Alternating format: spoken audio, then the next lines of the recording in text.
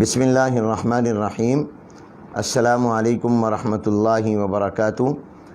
دینی مدارس و جامعات کے محتممین اور منتظمین سے دو اہم گزارشیں کرنا چاہتا ہوں۔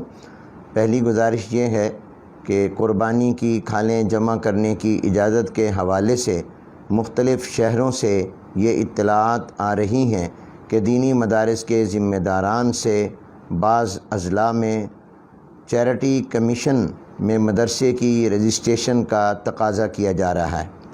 اس سلسلے میں یہ بات واضح طور پر یاد رکھیں کہ مدارس تعلیمی ادارے ہیں، کوئی خیراتی ادارے نہیں، اور وفاقی وزارت تعلیم حکومت پاکستان کے ساتھ 29 اگست 2019 کو اتحاد تنظیمات مدارس پاکستان کا جو معاہدہ ہوا ہے، اس کی روح سے مدارس و جامعات کی رجسٹریشن وفاقی وزارت تعلیم کے تحت ہوگی، جس کی تفصیلات اور طریقہ کار کو طے کیا جا رہا ہے۔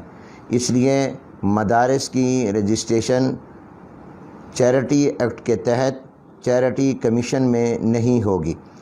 اس معاہدے کی کاپی تمام مسئولین وفاق کے پاس بھی موجود ہے اور وفاق المدارس کی ویب سائٹ پر بھی موجود ہے۔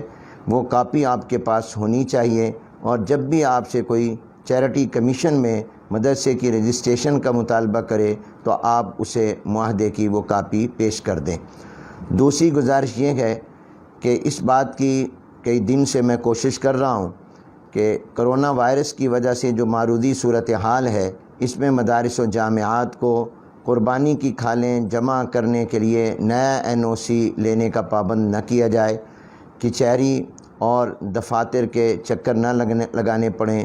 چنانچہ سندھ حکومت نے تو علماء کے کہنے پر 7 جولائی کو ہی یہ نوٹیفیکیشن جاری کر دیا تھا کہ سال گزشتہ والا NOC ہی معتبر ہوگا۔ میں اس سلسلے میں حکومت پنجاب کے ذمہ داران سے، متعلقہ اداروں کے ذمہ داران سے مسلسل رابطے میں ہوں۔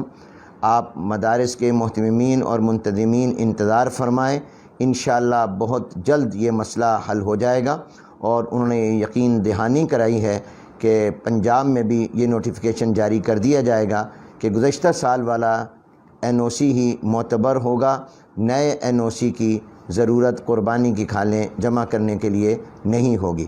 اس لیے میں آپ سے درخواست کرتا ہوں، آپ پریشان نہ ہوں اور آپ اس مقصد کے لیے کچہری کے اور سرکاری دفاتر کے چکر نہ لگائیں۔ آپ انتظار فرمائیں اور دعا کریں کہ یہ مسئلہ بخوبی حل ہو جائے۔ مجھے امید ہے کہ انشاءاللہ بہت جلد یہ پریشانی دور ہو جائے گی۔ وعلیکم السلام ورحمۃ اللہ وبرکاتہ۔